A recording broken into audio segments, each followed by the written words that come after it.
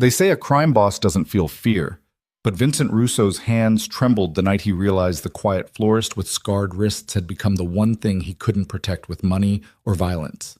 Lily Morgan thought hiding behind flower arrangements would keep her safe from the world that destroyed her once before. She was wrong. The moment their eyes met across a crowded wedding reception, two fractured souls collided, and the men who wanted Vincent dead saw exactly how to break him. This is a story about scars that don't heal, love that doesn't ask permission, and the brutal cost of choosing someone when your world runs on blood. Before we begin, if you stay until the end, please hit that like button and comment what city you're watching from. I want to see how far Lily and Vincent's story travels across the world. The Metropolitan Club in Manhattan glowed like something out of a fairy tale that Saturday evening, all cream-colored roses and champagne towers, and women in dresses that cost more than Lily Morgan's monthly rent. She stood near the edge of the ballroom, one hand wrapped around a glass of wine she hadn't touched, watching her best friend Sophie float across the dance floor in her mother's vintage wedding gown. Sophie was radiant. That was the only word for it. Her dark hair was swept up in an elaborate twist, tiny diamonds catching the light every time she moved, and when she laughed, when she laughed, the whole room seemed to brighten. Her new husband, Michael, spun her in a wide circle, her dress billowing out like something from an old movie, and Lily felt that familiar ache settle in her chest. Not jealousy. Never that. Sophie deserved every bit of this happiness. But standing here, watching all these beautiful, confident people move through their beautiful, confident lives, Lily felt the weight of everything she wasn't pressing down on her shoulders. She tugged at the sleeve of her bridesmaid dress, a soft lavender thing that Sophie had insisted brought out her eyes, making sure the fabric covered her left wrist completely. The scars there were old, faded to pale silver lines, but Lily knew exactly where each one started and ended. Some wounds didn't need to be visible to hurt. "You're doing that thing again." Sophie appeared at her elbow, slightly breathless from dancing, cheeks flushed with happiness and probably too much champagne. Her eyes, sharp despite the celebration, fixed on Lily's hand where it clutched her sleeve. "What thing?" Lily tried for innocent, but Sophie had known her since sophomore year of college. There was no hiding. "The disappearing thing. The standing against the wall, hoping nobody sees you thing." Sophie linked their arms together, gentle but firm. "Lil, you're my maid of honor. You're supposed to be out there embarrassing yourself on the dance floor with the rest of us. I'm not much of a dancer. You're not much of a hider either, but that doesn't stop you from trying." Lily managed a small smile. "It's your wedding day.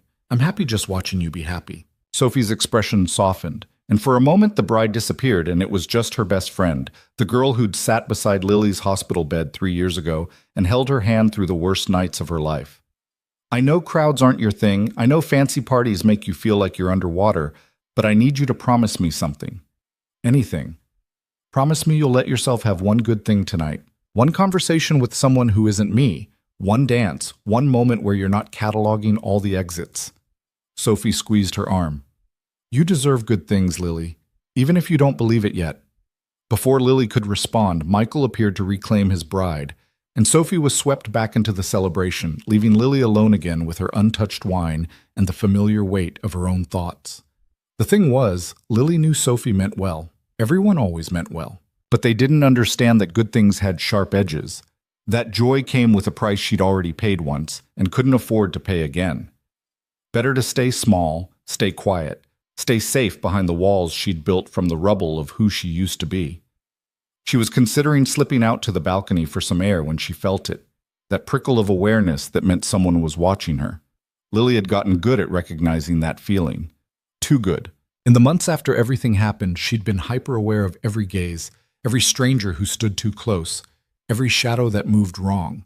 It had taken 2 years of therapy to stop jumping at her own reflection, but this felt different.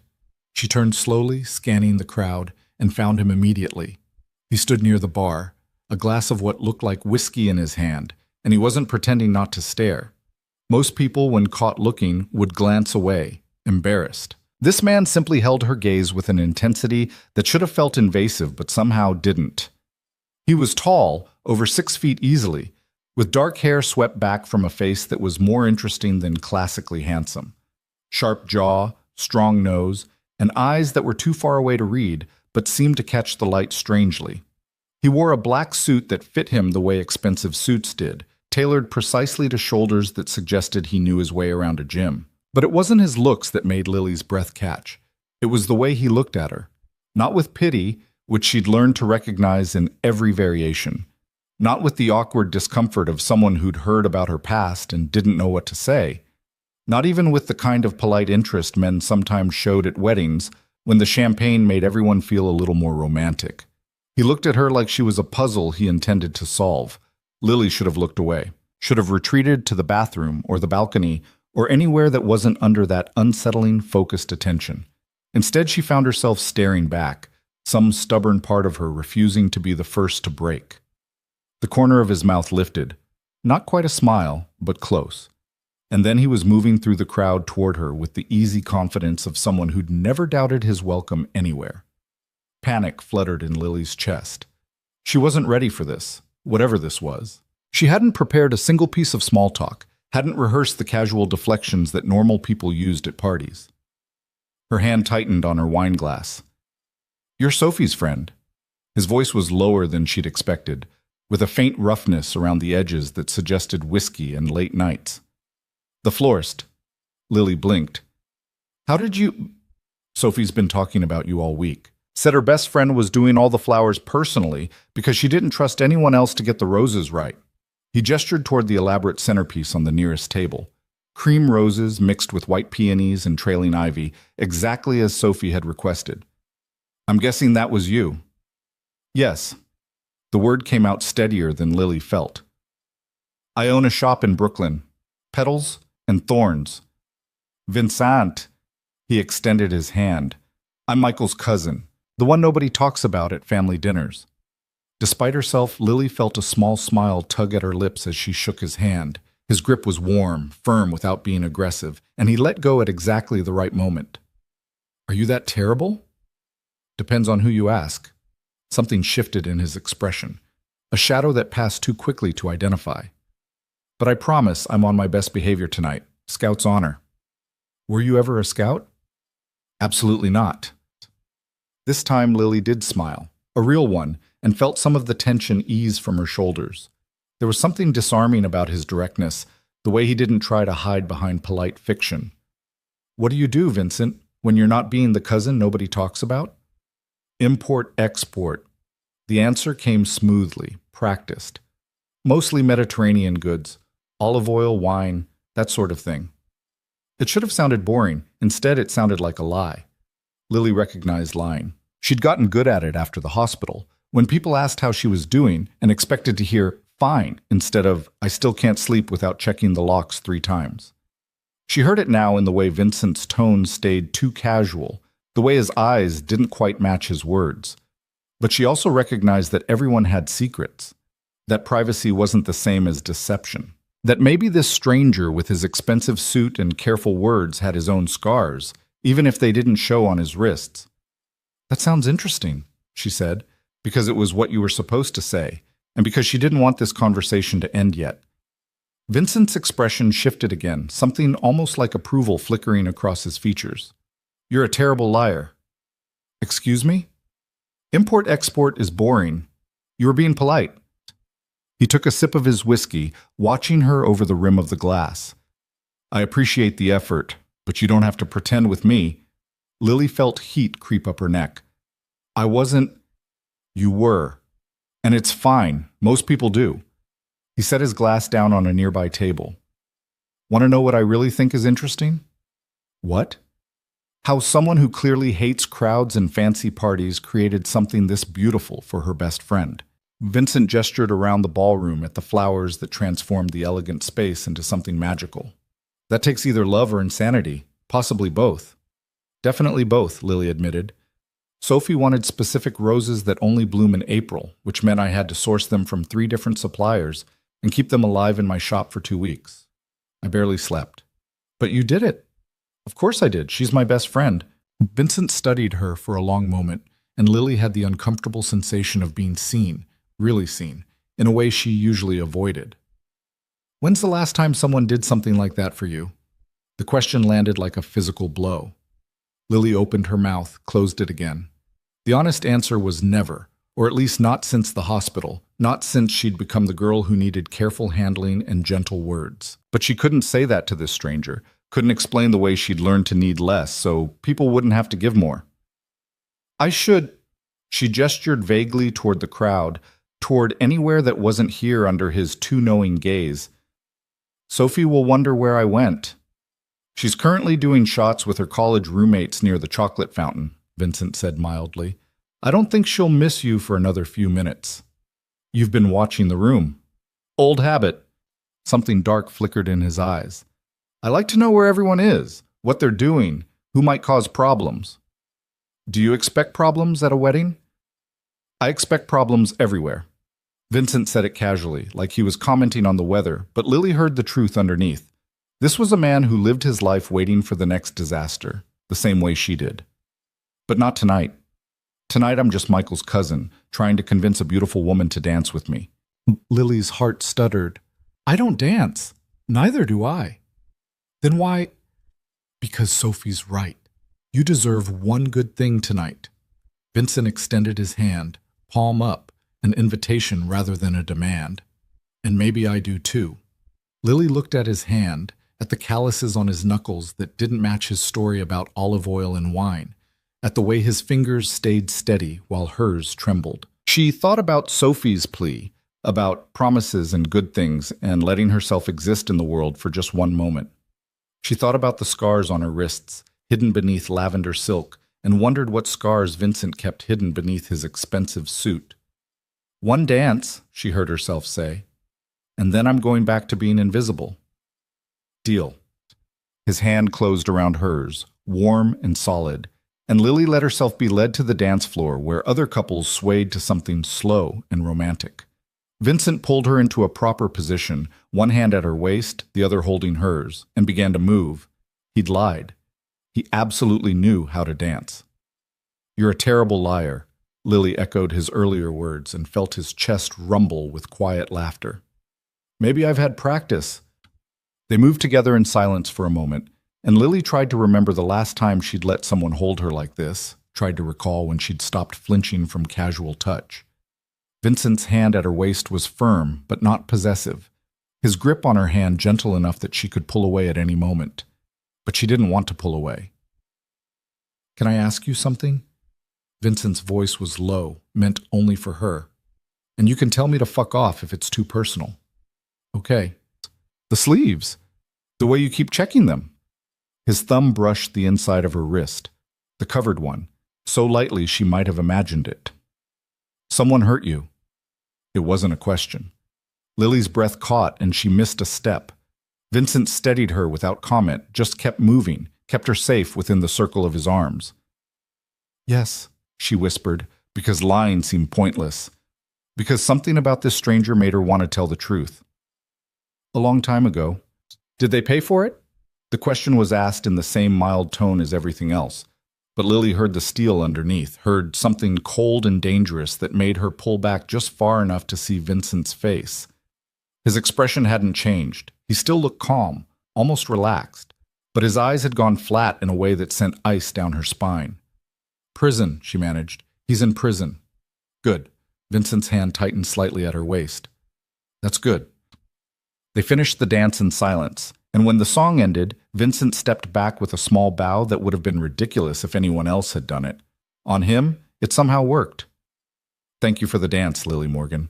Thank you for... She wasn't sure how to finish. For seeing her, for not asking questions she couldn't answer, for making her feel just for a few minutes like maybe she wasn't as broken as she believed. Vincent smiled, a real one this time, that softened his whole face and made him look younger, less dangerous. For being terrible at lying. You're welcome.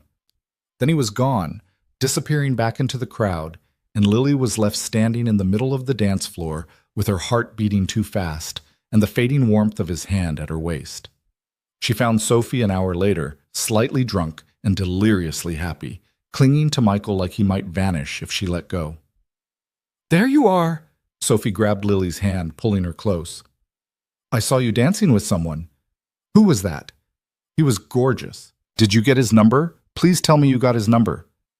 Michael's cousin, Lily said, still feeling off balance. Vincent. Something passed between Michael and Sophie, a look Lily couldn't quite read. Michael's smile stayed fixed, but tension appeared around his eyes.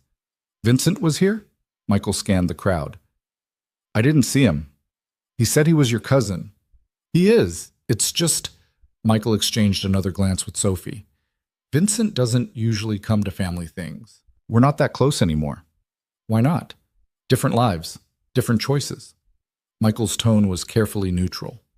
I wouldn't... Look, he's not a bad guy, but he's complicated. Probably better to just forget about him. But Lily couldn't forget. Not the way Vincent had looked at her like she mattered. Not the coldness in his eyes when he'd asked if the person who hurt her had paid for it. Not the feeling of being seen, truly seen, for the first time in years. She went home that night to her tiny apartment above the flower shop, checked the locks twice instead of 3 times, and lay in bed staring at the ceiling. Different lives, different choices. What did that mean? The shop was quiet Monday morning, which suited Lily fine. She'd stayed up too late Sunday night arranging a sympathy bouquet for a funeral, and her eyes felt grainy with exhaustion. The roses from Sophie's wedding were starting to wilt in their buckets, petals browning at the edges, and Lily methodically stripped them down for compost. The bell above the door chimed. Be right there, Lily called, not looking up. Give me just a second to... No rush. Her head snapped up. Vincent stood in the doorway of her shop, looking completely out of place among the flowers and shabby chic furniture and hand-painted signs. He wore jeans today and a dark sweater, more casual than the suit, but somehow just as expensive, and he held a paper cup in each hand. Coffee, he said, raising one cup slightly. I didn't know how you take it, so I got it black and brought sugar and cream on the side. The barista looked at me like I was insane, but I figured better safe than sorry. Lily just stared. Her mouth had gone dry. What are you doing here? I wanted to see your shop and bring you coffee. Mostly the coffee. Vincent crossed to the counter, set both cups down carefully between a bucket of tulips and her appointment book. You left before I could ask if you wanted to get coffee sometime. Figured I'd take a shortcut. How did you know where? You told me Saturday. Petals and Thorns, Brooklyn. He smiled, that same almost smile from the wedding. There's only one listing. Good for business, bad for privacy. You looked me up. I did. That's creepy? Vincent supplied. Yeah, probably. But I spent all Sunday thinking about you, and I've learned not to ignore it when something matters. So here I am, being creepy and bringing you coffee. If you want me to leave, I'll leave. But I'm hoping you'll drink the coffee first. Lily picked up the cup, more to give her hand something to do than because she wanted coffee. It was still warm from the good place 3 blocks over that charged $7 for a medium. This is insane. Little bit. You don't know me. I'd like to. Vincent. She didn't know what to say, how to explain that she wasn't the kind of person you brought expensive coffee to on Monday mornings, that she'd learned to expect less so disappointment hurt less, that good things came with sharp edges and she couldn't afford to bleed anymore. Listen. Vincent leaned against the counter, casual as if they did this every week. I know this is weird. I know I'm being too direct and probably scaring you off, but I'm not great at games and I figure you're not either, so I'm just going to say it straight. Say what? I haven't been able to stop thinking about you since Saturday. The way you smiled when Sophie was dancing, the way you checked your sleeves even though nobody was looking, the way you danced with me even though you were terrified. His dark eyes held hers. I don't know what this is yet. Maybe nothing, maybe something, but I'd like to find out. And I think maybe you would too. Lily's hands tightened on the coffee cup. I'm not looking for a relationship. Neither am I. Then what? Coffee, conversation, see where it goes. Vincent shrugged. No pressure, no expectations. Just 2 people who are both pretty terrible at lying getting to know each other. Oh, it was insane. He was insane. This whole situation was insane. But Lily found herself nodding anyway. Okay, she whispered. Coffee.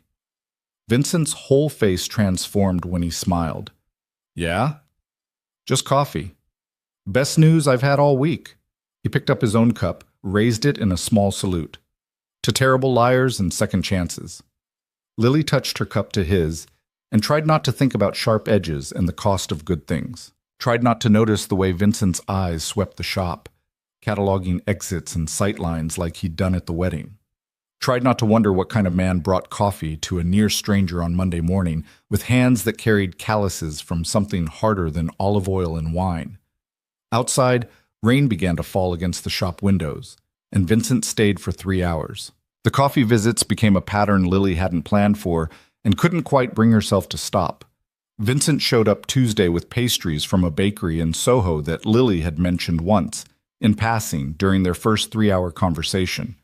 Wednesday he arrived empty-handed but stayed through the lunch rush, helping her wrap bouquets with surprising competence for someone who claimed to know nothing about flowers. Thursday brought more coffee and a worn paperback, something about botanical illustrations, that he'd found at a used bookstore and thought she might like. "You have to stop doing this," Lily told him Friday morning, but she was already reaching for the coffee cup he'd set on her counter. "People are going to talk." "Let them." Vincent was examining a display of orchids near the window, his back to her. "These are new. Came in yesterday. A woman ordered them for her girlfriend's birthday. Said it had to be orchids because that's what she was carrying the day they met." Lily took a sip of coffee, perfect temperature, 2 sugars, splash of cream exactly how she'd made it Tuesday. He'd been paying attention. "Do you really have nothing better to do than hang around a flower shop all week?" "Currently? No." Vincent turned, leaning against the window frame. Sunlight caught in his dark hair, made his eyes look almost bronze instead of brown. "Business is slow. The import-export business. That's the one. You're still lying, and you're still calling me on it." Something shifted in his expression, amusement mixed with what might have been respect. "Most people don't." Lily set down her coffee, crossed her arms. 5 days of Vincent showing up had made her braver, or maybe just tired of pretending. "What do you actually do?" "I told you, Mediterranean goods mostly." "Vincent." He went quiet. Outside, a delivery truck rumbled past, its engine loud in the sudden silence between them. Vincent's jaw tightened, then relaxed, and Lily watched him make some kind of decision. "My family has business interests in New York," he said carefully. "Logistics, transportation, some real estate. I help manage the operations." "That's still not the whole truth." "No." Vincent's eyes met hers, steady and unflinching. "But it's all I can tell you right now. And if that's not enough, if you need me to leave and not come back, I'll understand." Lily should have said yes, should have recognized the warning in his words, the careful distance he was maintaining between them. But she'd spent 3 years building walls to keep herself safe, and somewhere in the last 5 days, Vincent had found a crack in the foundation. "Okay," she heard herself say. "Okay? Okay, you can stay. For now." Lily picked up her coffee again, needing something to do with her hands. "But I'm keeping score of all the things you're not telling me." Vincent's shoulders dropped slightly. Relief, Lily realized. He'd actually been worried she'd send him away. "Fair enough." He pushed off from the window frame, came to stand on the other side of the counter. "Can I ask you something?" "That depends on what it is." "The scars on your wrists. You said someone hurt you." Vincent's voice had gone soft, careful. "But you didn't say who or why or what happened after." Lily's hand moved automatically to her left sleeve, tugging it down even though it already covered everything. "That's more than one question." "You don't have to answer. I just—" Vincent stopped, seemed to be choosing his words with unusual care. "I want to know what I'm working with here. What might set you off. What you need. What you're working with. Poor choice of words? I mean—" He ran a hand through his hair, frustration creeping into his tone. "I mean, I don't want to fuck this up by saying or doing something stupid because I don't know what you've been through."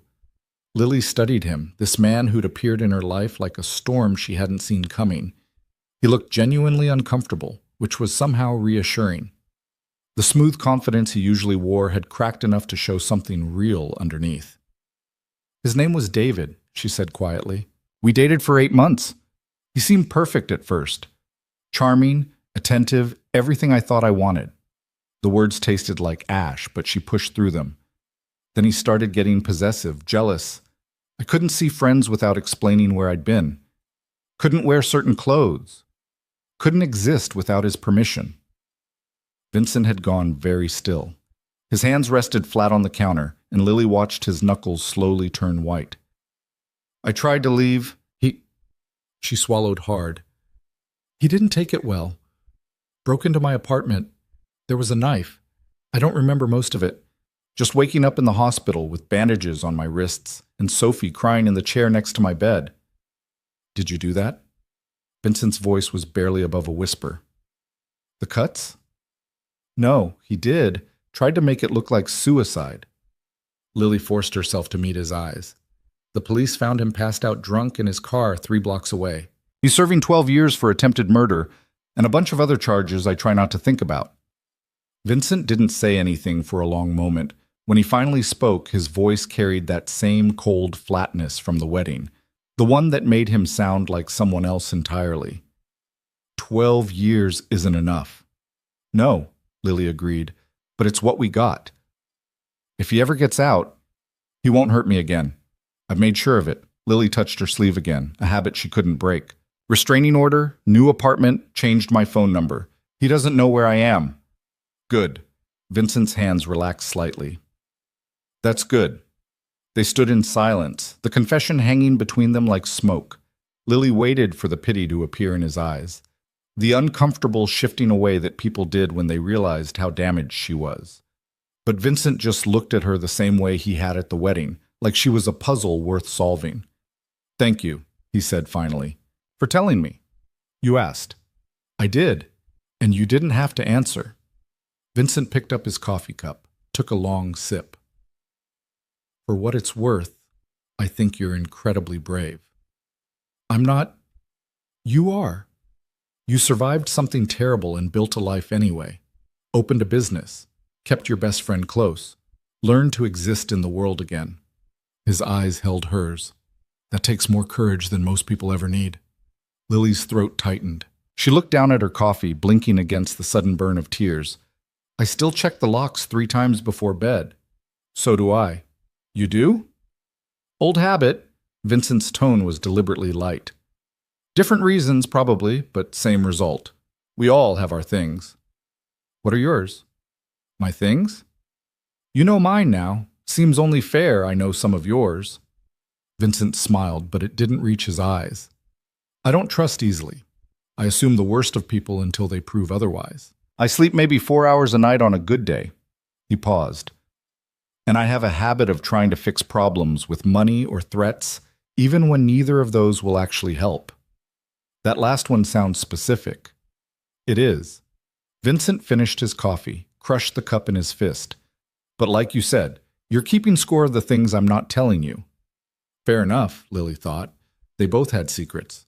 Maybe that was okay. The bell above the door chimed, and an elderly woman entered, complaining about the heat and asking about roses for her granddaughter's graduation. Lily helped her, Vincent fading into the background, and by the time the woman left 20 minutes later with a cheerful mixed bouquet, he'd already slipped out. But there was a note on the counter, scrawled on the back of a receipt in handwriting, that looked like it had been taught by expensive private schools. Dinner tomorrow? If you're brave enough. V. Lily tucked the note into her pocket and tried not to smile. She failed. Vincent took her to a small Italian place in Little Italy that didn't have a sign and apparently didn't take reservations unless you knew the owner personally, which Vincent, judging by the way the hostess greeted him with a kiss on both cheeks and immediate seating, clearly did. This is ridiculous, Lily said as they were led to a corner table, half hidden behind a lattice covered in fake ivy. Do you know everyone in New York? Just the people worth knowing. Vincent held out her chair, waited until she sat before taking his own seat. And the owner's grandmother makes the best carbonara you'll ever taste. Trust me. I don't even know if I like carbonara. You will. He was right. The pasta arrived 40 minutes later, perfect temperature, creamy without being heavy, with just enough black pepper to make it interesting, and Lily had to suppress a moan at the first bite. Vincent watched her over his own plate, satisfaction written across his face. Told you. Okay, fine, you were right. Lily took another bite, closing her eyes. This is incredible. Rosa's been making it the same way for 60 years, Some things don't need changing. They ate in comfortable silence for a while, the restaurant's low chatter and soft music filling the spaces between bites. It was Saturday night, and the place was packed, but their corner felt separate somehow. Private. "Can I ask you something?" Lily set down her fork, wiping her mouth. "And you can tell me to mind my own business." "Seems fair, given I've been asking you personal questions all week." "Michael said you two weren't close, that you made different choices." She kept her voice neutral, curious rather than accusatory. "What did he mean?" Vincent's expression shuddered, just for a moment, before smoothing back into casual pleasantness. "Michael's a good guy. Works in finance, married a wonderful woman, lives in a brownstone in Park Slope. Very normal, very respectable." "And you're not?" "Normal? No. Respectable?" Vincent's mouth curved into something that wasn't quite a smile. "That depends on who you ask." "I'm asking you." "Then no. Not particularly." He reached for his wine, took a careful sip. "My family's business isn't the kind that gets written up in the Wall Street Journal. We keep things quiet, handle problems that other people don't want to touch." Lily's pulse quickened. "What kind of problems?" "The kind I can't talk about over carbonara." Vincent set down his glass. "I'm sorry, I know that's not a real answer." "It's an answer, just not the one I wanted." "Would knowing the details change this?" He gestured between them. "Whatever this is?" Lily considered that. A week ago, she would have said yes immediately. Would have run at this first hint of danger, of complications, of anything that might crack open the careful safety she'd built. But sitting here with Vincent, watching the way candlelight caught in his eyes, she realized she was already in too deep to walk away cleanly. "I don't know," she admitted. "Maybe." "That's fair." Vincent leaned back in his chair, studying her. "For what it's worth, I'm trying to keep you separate from all of it. The business, the complications. I want this to be normal." "Is that possible? Keeping things separate?" "I'm going to try." His jaw tightened. "You've had enough people hurt you, Lily. I'm not going to be another one." The conviction in his voice should have been reassuring. Instead, it made Lily's stomach twist with something like foreboding, because people didn't talk like that, with that kind of grim determination, unless they knew exactly how much damage they could do. "Vincent, let's talk about something else." He flagged down their waiter, ordered tiramisu without asking if she wanted dessert. "Tell me about your shop. How long have you had it?" Lily let him change the subject, grateful and frustrated in equal measure. They talked about flowers and business, and the cranky landlord who kept threatening to raise her rent. Vincent asked good questions, remembered details from their earlier conversations, made her laugh with stories about Rosa's grandmother terrorizing restaurant critics. But underneath it all, Lily felt the weight of everything unsaid, the secrets Vincent kept, the danger he'd hinted at, the fact that she was falling for someone she barely knew and didn't fully understand. The tiramisu was perfect. Lily ate every bite and tried not to think about sharp edges. The next 3 weeks passed in a blur of stolen moments and careful revelations. Vincent showed up at the shop most mornings, always with coffee, sometimes with food or books, or ridiculous excuses to monopolize her time. He took her to restaurants without signs, parks she'd never explored, a midnight screening of Casablanca at an old theater in Queens. Lily learned that Vincent spoke Italian and passable Greek, that he'd never been to college but read constantly, that he had a scar on his left shoulder from something he wouldn't discuss. She learned that he was generous with money but cautious with words, that he had a vicious protective streak and a dark sense of humor, that he kissed her for the first time under a streetlight in Brooklyn and made her forget how to breathe. She also learned that he disappeared sometimes, for hours or days, with nothing but a text, business. "I'll call soon." And he always did call, always came back. But Lily noticed the tension in his shoulders when he returned, the way his eyes would scan every room they entered, the phone calls he'd step outside to take with his voice low and his jaw tight. She didn't ask. Vincent had made it clear there were things he wouldn't share. And Lily had her own boundaries. Her own pieces of herself she kept locked away, where even Vincent's careful attention couldn't reach. It should have felt wrong, building something on a foundation of mutual secrets. Instead, it felt like the only honest thing Lily had done in years. "You're seeing someone," Sophie's voice cut through Lily's thoughts. They were having coffee, actually having coffee. Not the expensive kind Vincent brought, but regular coffee from the place near Sophie's office. And Sophie had been watching Lily with increasingly narrow eyes for 20 minutes. What makes you say that? Lily tried for innocent, failed miserably. You smiled at your phone 3 times. You're wearing makeup on a Tuesday, and you have that look. What look?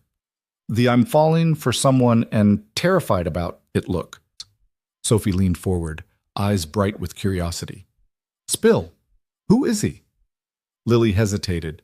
She and Sophie told each other everything, always had, ever since sophomore year when they'd bonded over terrible cafeteria food and worse boyfriends. But Vincent felt different, private, like talking about him might somehow make him disappear.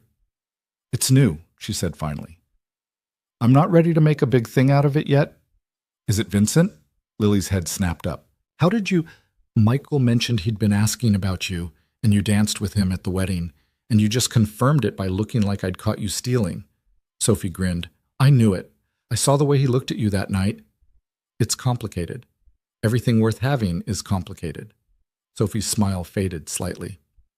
But Lil, I have to ask, are you being safe? Michael said Vincent's involved in some heavy stuff. What kind of heavy stuff? He didn't give details. Just said Vincent's not exactly a normal guy, that his family has a reputation. Sophie reached across the table, squeezed Lily's hand. I trust you to make your own choices. I just need to know you're being careful. Lily thought about Vincent's careful hands and dangerous eyes, his lies about olive oil and the coldness in his voice when he'd asked if David had paid for hurting her. She thought about the way he checked exits and took phone calls in hushed tones and disappeared for days without explanation. I'm being careful, she said. It wasn't entirely true, but it wasn't entirely false either. And I can handle myself. I know you can. Sophie squeezed her hand again. Just promise me if things get weird, you'll tell me. No suffering in silence. Promise. They moved on to other topics. Sophie's job, Michael's annoying coworker, plans for the upcoming summer. But Lily couldn't shake the conversation. Heavy stuff, reputation. What did that mean exactly? That night, lying in bed with her phone glowing in the darkness, Lily did something she'd been avoiding for 3 weeks. She Googled Vincent Russo. The results were sparse. A few mentions in business filings, always listed as a consultant or advisor. A photo from a charity gala 5 years ago, Vincent in a tux looking bored beside an older man the caption identified as Antonio Russo, philanthropist and businessman. Nothing scandalous, nothing revealing. But the absence of information was its own kind of answer. People who lived normal lives left digital footprints. Vincent had barely left a shadow. Lily was still staring at her phone when it buzzed with a text. You awake? She should have pretended to be asleep, should have taken Sophie's warning seriously and stepped back before she got any deeper. Instead, she typed, Yeah, everything okay? Can I see you? Now, it's almost midnight. I know, I need to see you, please. There was something in that please that made Lily's chest tighten. Vincent didn't beg, didn't ask for things really, just offered and waited to see if she'd accept. But this felt different, urgent. My apartment. Buzz when you get here. He arrived 20 minutes later and Lily knew immediately that something was wrong. His hair was disheveled, his knuckles were scraped raw, and there was a darkness in his eyes that made her step back instinctively when she opened the door. Vincent noticed, stopped in the doorway, hands raised slightly. I'm sorry, I shouldn't have come. What happened? Lily caught his hand, the damaged one, and pulled him inside, locking the door behind them. Vincent, what happened to your hand? Business meeting that went poorly. He tried to smile, failed. The other guy looks worse. That's not funny. I know. Vincent let her lead him to the couch, sank down onto it like his strings had been cut. I'm sorry, I'm not good at this part. What part? The part where I let someone see me when I'm not put together. He stared at his scraped knuckles, flexing his fingers experimentally. I usually handle my shit and then show up with coffee like nothing happened. Lily disappeared into the bathroom, returned with antiseptic and bandages. She sat beside him on the couch, took his hand gently in hers. This is going to sting. I've had worse. She cleaned the scrapes carefully, trying not to think about what kind of business meeting ended with bloody knuckles. Vincent watched her work in silence, his breathing gradually slowing from the ragged pace it had been when he arrived. I can't tell you what happened tonight, he said quietly. Not because I don't want to, but because it would put you in danger. And I can't. His free hand clenched into a fist. I can't have that. Okay? Okay? You said you'd keep me separate from your business. I trust you to do that. Lily finished bandaging his knuckles, but didn't let go of his hand. But Vincent, if this is your life, if this is what you do, I need to know I'm not just some escape, some normal thing you use to pretend you're someone else. You're not. Vincent turned to face her fully, and the intensity in his gaze made Lily's breath catch. You're the first real thing I've had in years, maybe ever. Everything else is just, he gestured vaguely with his free hand, obligations, duty, the life I was born into. What life? Vincent was quiet for so long Lily thought he wouldn't answer. Then softly, my family isn't just connected, Lily. We're the connection. We're the people other people come to when they need problems solved, when they need protection, when the normal channels won't work. It's not legal and it's not safe, and it's been going on for 3 generations. Lily's heart hammered against her ribs. You're talking about organized crime. I'm talking about a business that operates outside the law. Yeah. Vincent's jaw tightened. I handle logistics, make sure shipments get where they need to go, that people stay in line, that problems get resolved before they become bigger problems. And tonight's meeting? Someone thought they could renegotiate terms after we'd already made a deal. They were wrong. Vincent's eyes had gone flat again. Dangerous. I made sure they understood that. Lily should have been terrified, should have pulled her hand away, asked him to leave, ended this before it consumed her completely. But all she could think about was the way Vincent had looked at her at the wedding, the careful way he'd learned her coffee order, the gentleness in his hands when he touched her scars. Why are you telling me this now? She whispered. Because you deserve the truth. Because I can't keep lying to you and expect this to work. Vincent's thumb traced circles on the back of her hand. And because I'm falling in love with you, and you need to know what that means before you decide if you want to fall with me. The words landed like a physical blow. Lily opened her mouth, closed it, tried to find her voice in the chaos of her thoughts. I'm dangerous, Lily. The people in my life are dangerous. And if you stay, if you let this continue, that danger will touch you eventually. I can try to protect you. I will protect you. But I can't guarantee your safety. Not completely. Vincent's voice had gone rough. So I'm giving you a choice. Walk away now, while it's still relatively clean. Or stay, knowing what I am and what that might cost you. Lily looked down at their joined hands, his bandaged and broken, hers scarred and trembling. 2 damaged people reaching for each other in the dark. She thought about David, about the knife and the hospital and the 3 years she'd spent building walls. She thought about Sophie's warning and Michael's careful distance and every instinct screaming at her to protect herself.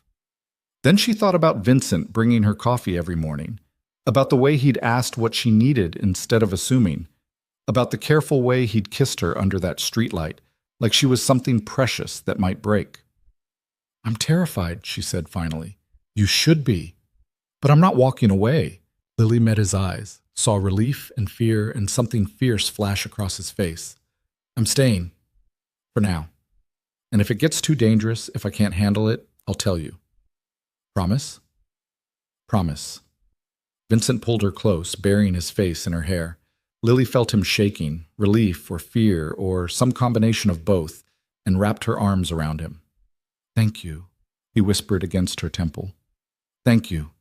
They stayed like that for a long time, holding each other in the darkness of Lily's tiny apartment, both of them knowing that everything had changed and nothing would ever be simple again.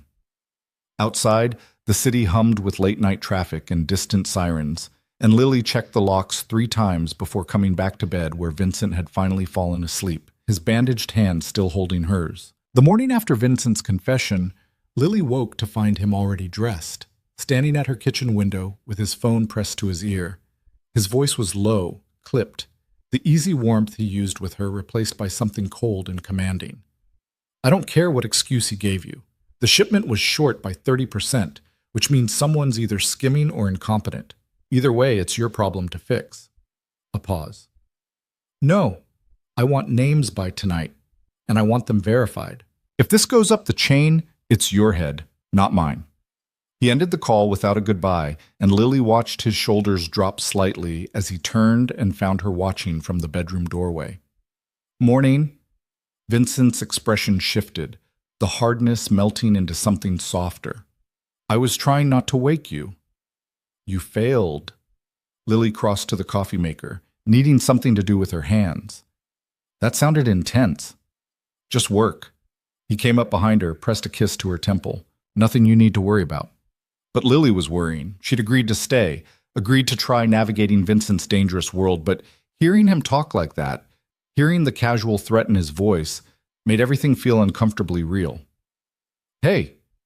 Vincent turned her to face him, his hands gentle on her shoulders. I know that was probably unsettling. I'm sorry you heard it. Is it always like that, your work? Sometimes, when people forget who they're dealing with. His jaw tightened. I try to handle things diplomatically first, but sometimes people only understand force. Lily thought about his scraped knuckles, about the business meeting that had gone poorly. And last night wasn't diplomatic? Last night was a reminder. Vincent's eyes had gone distant. There are rules in my world, Lily. When someone breaks them, there are consequences. It's not personal. It's just how things work. That sounds very personal to the person on the receiving end. Maybe. Vincent's hands dropped from her shoulders. But the alternative is chaos. People doing whatever they want, whenever they want, with no accountability. At least this way there's structure. Order. Lily wanted to argue, wanted to point out that structure built on violence wasn't really order at all.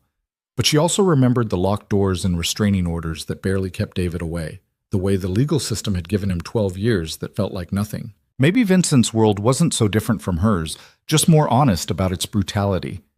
I need to go, Vincent said quietly. Meeting at noon that I can't miss. But I'll call you later? Okay. He kissed her goodbye, and Lily stood in her tiny kitchen listening to his footsteps fade down the stairs, wondering what she'd really agreed to when she'd chosen to stay. The answer came 3 days later on a Thursday afternoon that started normal and ended with Lily understanding exactly what danger looked like in Vincent's world. She was closing up the shop, counting out the register and humming along to the radio when the bell above the door chimed. Lily looked up with her customer service smile already in place. 2 men stood in the doorway. Both were big, not tall, but wide in a way that suggested gyms and protein shakes and too much time thinking about their own strength. The one in front wore a leather jacket despite the May heat, and his smile didn't reach his eyes. We're closed, Lily said, her hand already moving toward her phone beneath the counter.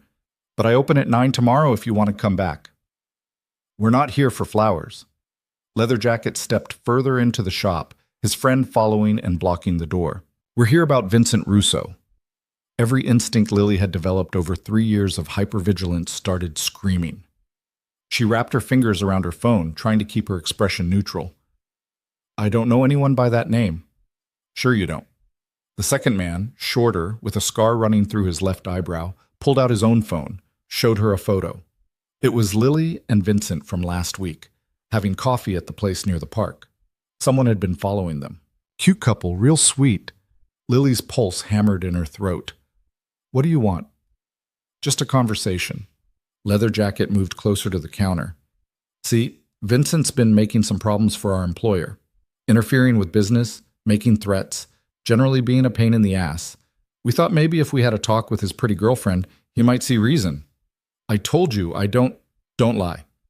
The words came out sharp and Leather Jacket's smile disappeared entirely. We've been watching you for 2 weeks. We know where you live, where you get your coffee, what time you close up shop. We know everything about you, Lily Morgan. Terror turned her blood to ice. This was David all over again. Men who thought they owned access to her, who believed her life was theirs to manipulate. But David had been one drunk, angry man. These two were professionals. Vincent doesn't control what I do, Lily said, surprised by how steady her voice sounded. Threatening me won't change anything. We're not threatening you, not yet. Leatherjacket leaned against the counter. We're just suggesting that you convince your boyfriend to back off. Tell him to let our shipments move through without interference. Tell him to forget about the territory dispute in Queens. Tell him to mind his own fucking business.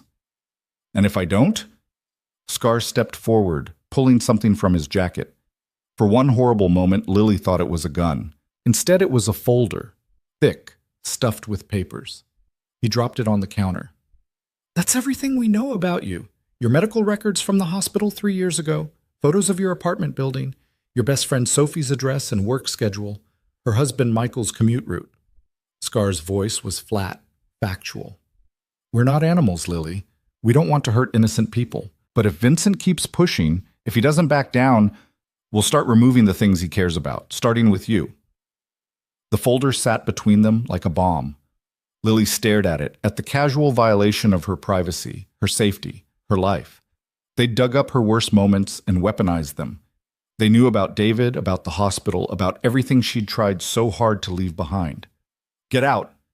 The words came from somewhere deep and angry, somewhere Lily had thought David had destroyed. Get out of my shop right now. We're just the messengers, sweetheart. Don't shoot. I said get out. Lily grabbed the folder and threw it at them. Papers scattered across the floor, photos of her apartment and Sophie's office building mixing with her own medical records. You don't get to come into my place and threaten me. You don't get to use me to control someone else. Get the fuck out before I call the police. Leatherjacket laughed. The police? You think they'll help you? Half of them are on someone's payroll, and the other half don't want to know what happens in Vincent's world. He held up his hands in mock surrender.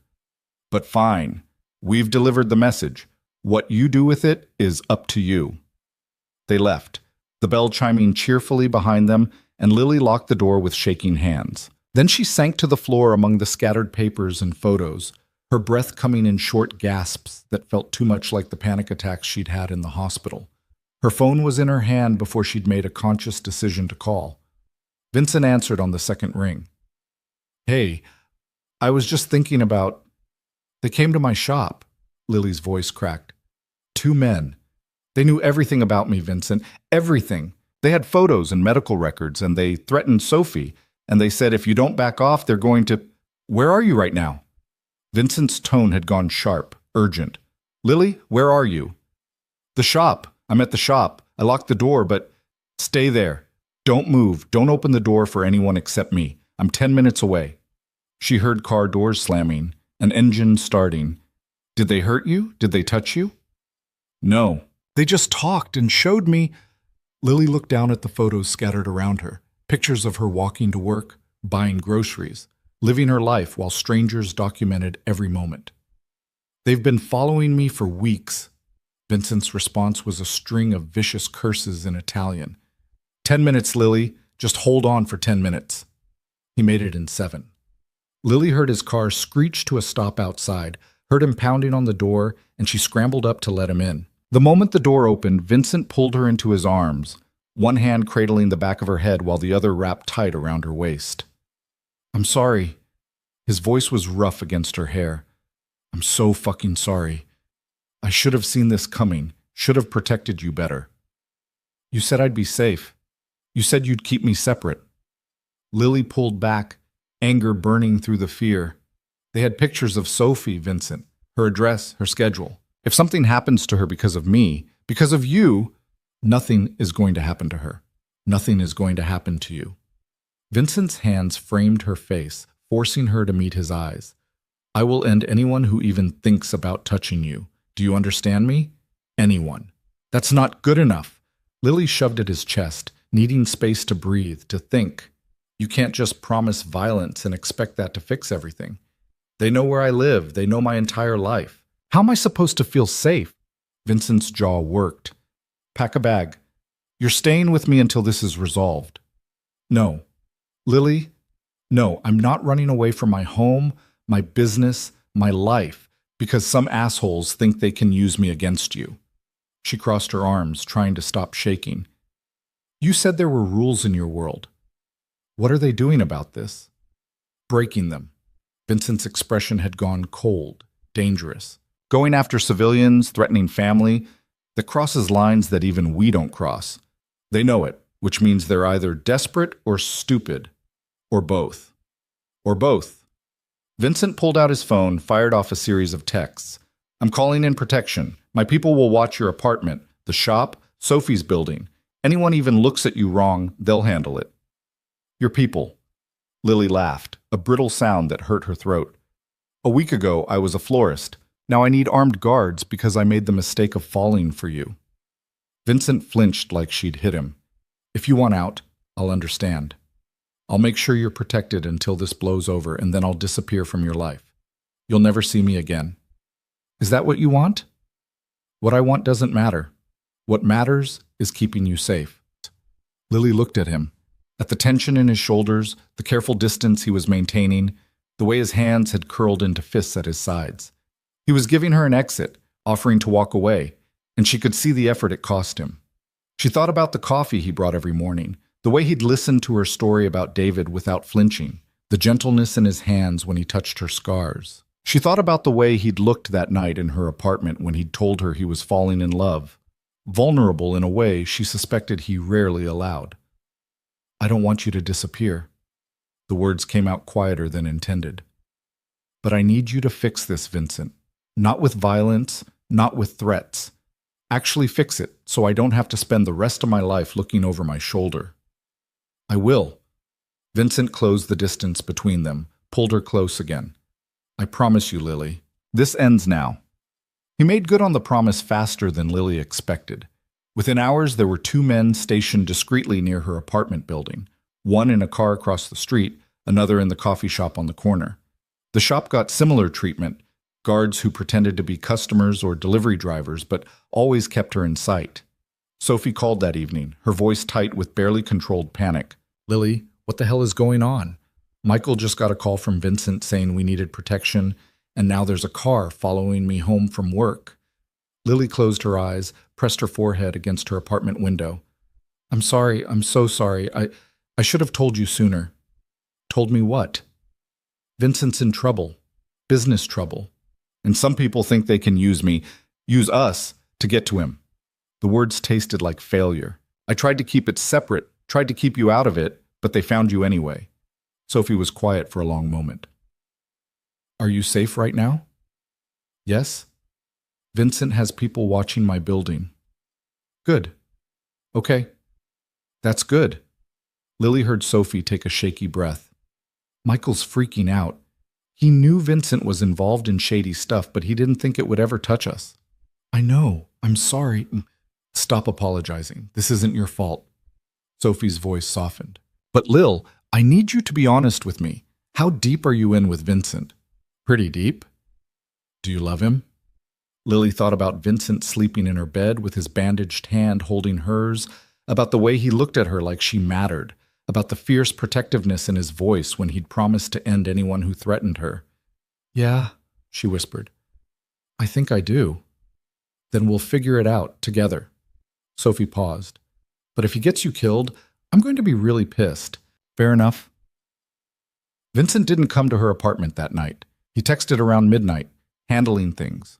Don't wait up.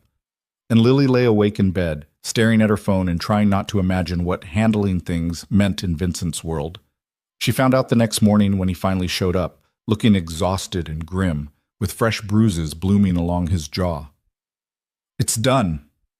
Vincent collapsed onto her couch, accepting the coffee she handed him without comment. The men who came here won't be a problem anymore. What does that mean? It means their employer has been convinced to back off. Permanently. Vincent took a long sip of coffee, winced when it hit the cut on his lip. And the 2 who threatened you have been reminded why going after civilians is a bad idea. Lily sat beside him, studying the bruises, the exhaustion written in every line of his body. Did you kill anyone? No? Vincent met her eyes. I wanted to, but that would have started a war, and wars mean more people getting hurt. So I found another way. What way? The less you know, the safer you are. He set down his coffee, took her hand. But I can tell you this, the threat is gone. You don't need the protection detail anymore.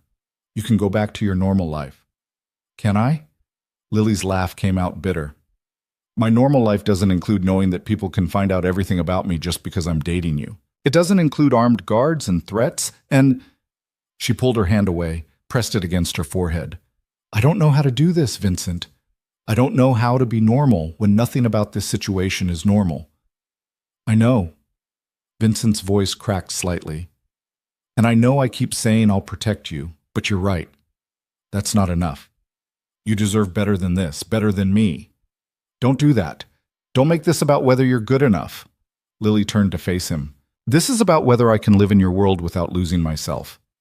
And right now, I don't have an answer. Vincent nodded slowly. So what do we do? I need time. Space to think without you bringing me coffee and making me forget why I'm scared. Lily's throat tightened. Can you give me that? How much time? I don't know. A week? Maybe more. She watched pain flash across his features, hated herself for putting it there. I'm not ending this. I need to figure out if I'm strong enough for what loving you requires. Okay? Vincent stood, and Lily could see the effort it took him to leave. A week. I'll stay away unless you call. And Lily? Yeah? Whatever you decide, I'll respect it, even if it destroys me. He left, and Lily sat alone in her apartment, surrounded by the silence she'd asked for, and already regretting it. The week that followed was the longest of Lily's life. She went to work, helped customers, arranged flowers, and tried to pretend everything was fine. But every morning without Vincent's coffee felt wrong. Every evening without his texts asking about her day left her staring at her phone, fingers hovering over his contact. Sophie came by on day 3, took one look at Lily's face, and pulled her into a hug. You look terrible. Thanks. That's exactly what I needed to hear. Lily pulled back, managed a weak smile. How are you holding up? Better than you, apparently. Sophie settled onto the stool behind the counter, stealing Lily's half-finished coffee. Michael's calmed down. Vincent called him, explained the situation was handled, even apologized for dragging us into it. He did? Yeah. Sounded genuine, too. Sophie studied her over the rim of the cup. So what are you going to do? About Vincent? About Vincent, Lily sighed, pulling dead petals from a bucket of roses. I don't know. Part of me wants to run as far away as possible. The other part misses him so much I can barely function. What does your gut say? My gut says I'm an idiot for falling in love with someone who lives in a world I don't understand. Lily tossed the dead petals into the compost bin. But my heart says he's the first person since David who's made me feel like I might be worth something. You are worth something, with or without Vincent. Sophie's voice was gentle but firm. But Lil, I've seen the way he looks at you. That man would burn down the city if it meant keeping you safe. The question is whether you can handle being loved that intensely by someone that dangerous. I thought I could. And then those men showed up and I realized how little control I actually have. Lily met Sophie's eyes. What if next time Vincent can't fix it? What if next time someone gets hurt? Then you deal with it together. That's what love is, choosing someone even when it's hard, even when it's scary.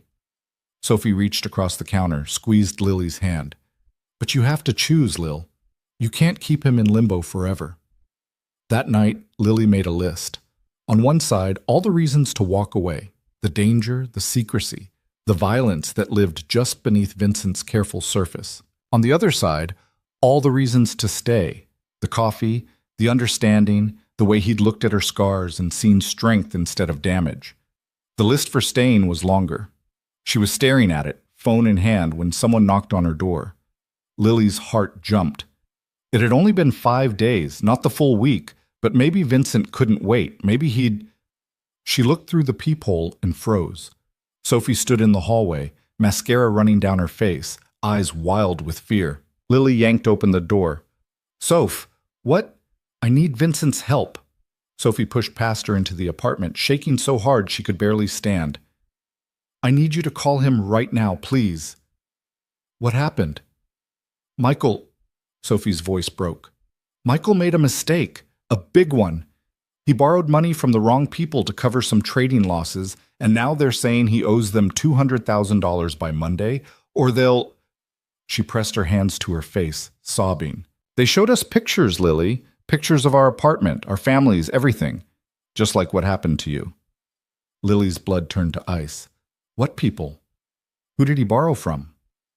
I don't know. Some loan shark in Queens. Michael thought it would be fine, thought he could pay it back before anyone noticed, but the interest keeps compounding, and now we're drowning, and they're threatening.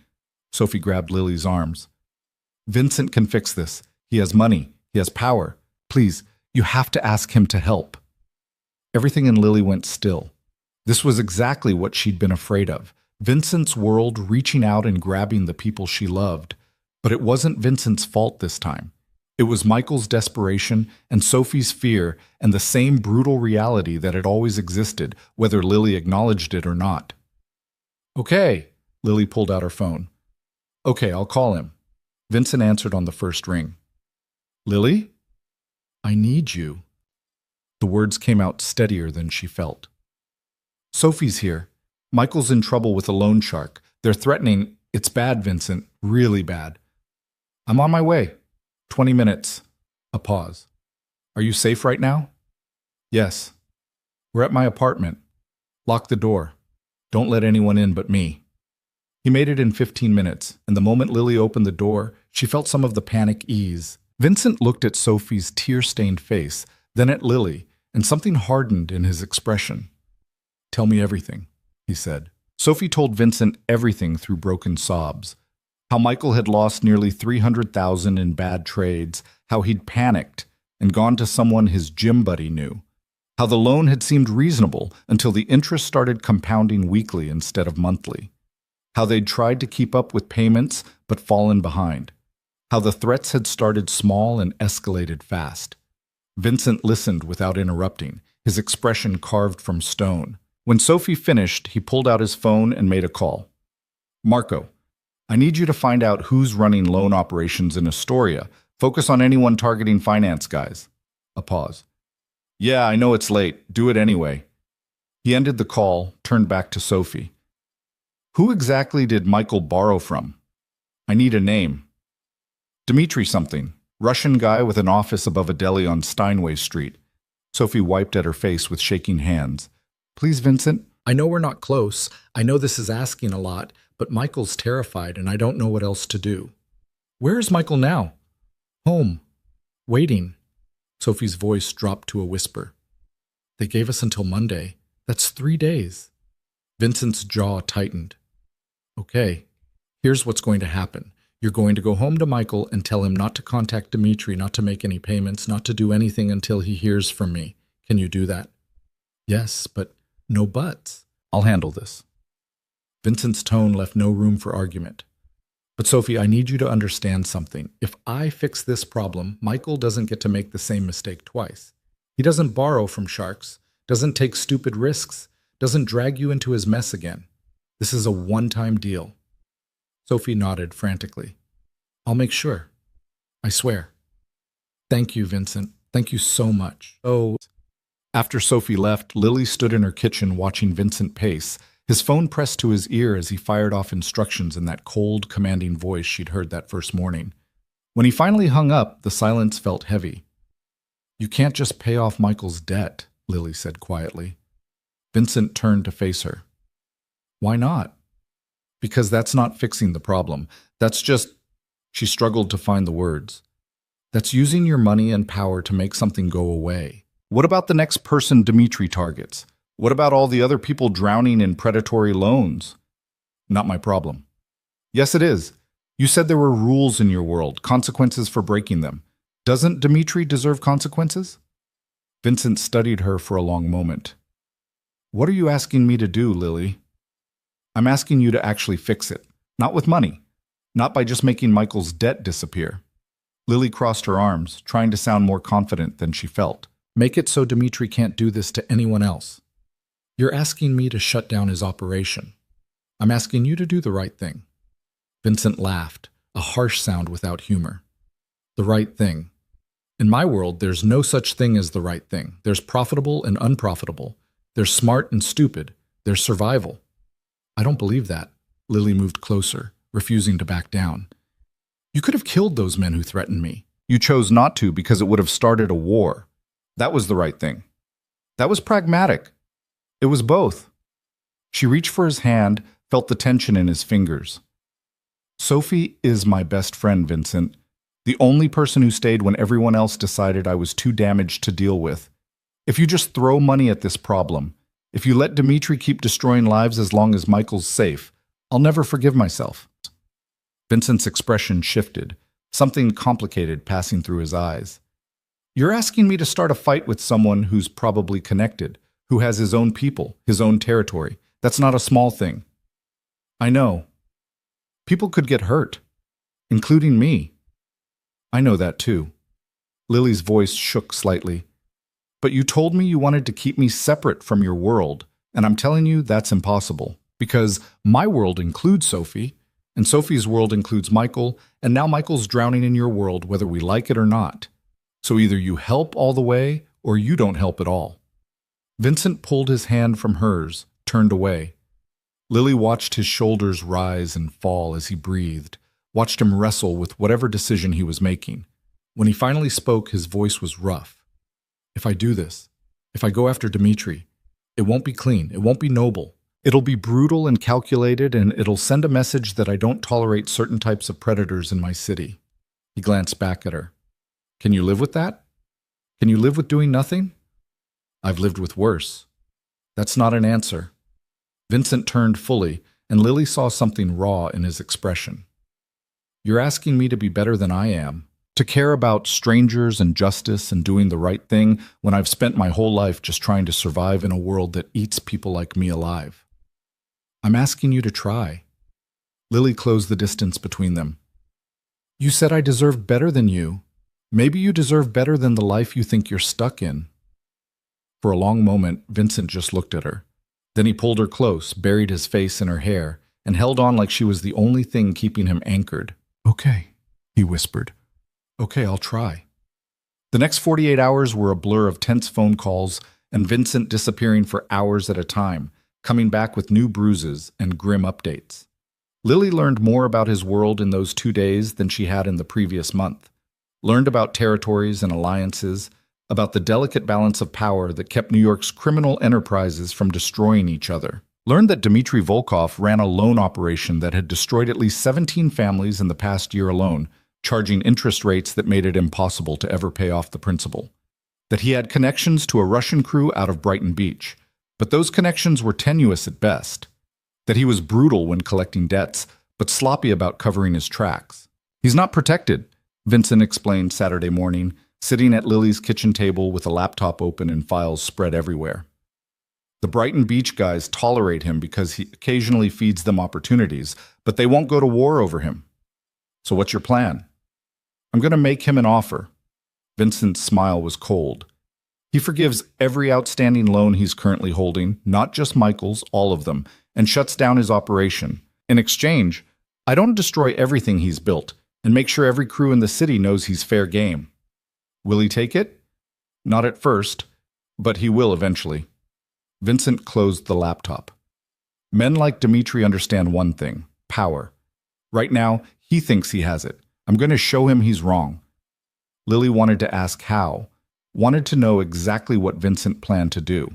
But she also remembered her promise to Sophie, remembered the fear in her best friend's eyes, and decided some questions were better left unasked. Sunday evening, Vincent showed up at her apartment with Marco, the man who'd helped with research, and another guy Vincent introduced simply as Tony. They were polite, professional, and clearly dangerous in a way that made Lily's skin prickle. We need to borrow your living room for a few hours, Vincent said. Strategy session. You can stay in the bedroom, or I can take you somewhere else if this makes you uncomfortable. Lily looked at the 3 men crowding her tiny apartment, at the files and laptops, and the tension that hung in the air like smoke. Every instinct told her to leave, to put distance between herself and whatever they were planning. But this was her choice too. She'd pushed Vincent to do more than just pay off the debt. She'd asked him to fix it. The least she could do was stand witness to what that actually meant. I'll stay, she said, but I'm keeping the bedroom door open. Vincent's expression softened slightly. Fair enough. She listened from the bedroom as they talked strategy, their voices low and serious, heard them discussing leverage points and pressure tactics, heard Vincent's cold precision as he mapped out exactly how to dismantle Dimitri's operation.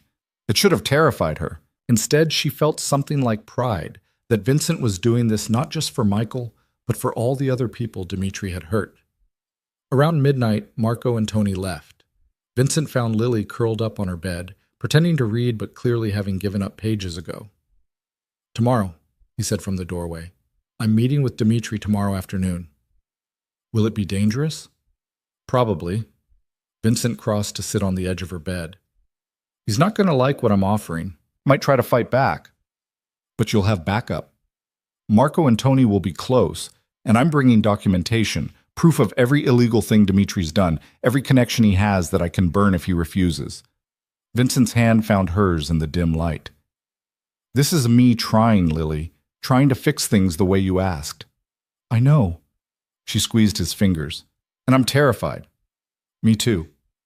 "Really? Really?" Vincent's laugh was quiet, almost surprised. "You make me want to be better, and that's fucking scary. Because being better means caring about outcomes instead of just survival. It means having something to lose." Lily pulled him down beside her, let him wrap around her in the darkness. "Promise me you'll be careful tomorrow." "I promise." "And promise me you'll come back. Always." Vincent kissed her forehead, her cheek, her mouth. "I'll always come back to you." They fell asleep tangled together, and Lily dreamed of flowers blooming in burned ground. Monday afternoon crawled by with excruciating slowness. Lily tried to work, tried to focus on arranging a bouquet for a wedding anniversary, but her hands kept shaking. She checked her phone every few minutes, waiting for a text from Vincent that didn't come. Sophie called it too. "Any news?" "Not yet." Lily stripped leaves from a rose stem, wincing when a thorn caught her thumb. "He's meeting with Dimitri this afternoon." "Michael's a wreck. He wanted to be there, wanted to, I don't know, prove he's not a coward or something." Sophie's voice was tight. "I told him to stay home and let Vincent handle it." "Good." Lily sucked at her bleeding thumb. "This is Vincent's world. Michael would just get in the way." "Lil, can I ask you something?" "Yeah." "Do you regret it? Getting involved with Vincent, I mean. Knowing what you know now about his life, his world. If you could go back to that wedding, would you still dance with him?" Lily thought about coffee and bruised knuckles, about the way Vincent had looked at her scars and seen strength, thought about the fear and the danger and the constant awareness that loving him came with a cost. "Yes," she said quietly. "I'd dance with him again." "Even knowing where it would lead?" "Especially knowing where it would lead." Lily set down the rose, stared at the blood beating on her thumb. "Because he makes me feel alive, Soph. For the first time since David, I feel like I'm actually living instead of just surviving." "That's good. That's really good." Sophie's voice cracked slightly. "I just hope we all survive what comes next." At 4:30, Lily's phone finally buzzed. She grabbed it so fast she nearly dropped it. Vincent's text was brief. "It's done. Coming to you."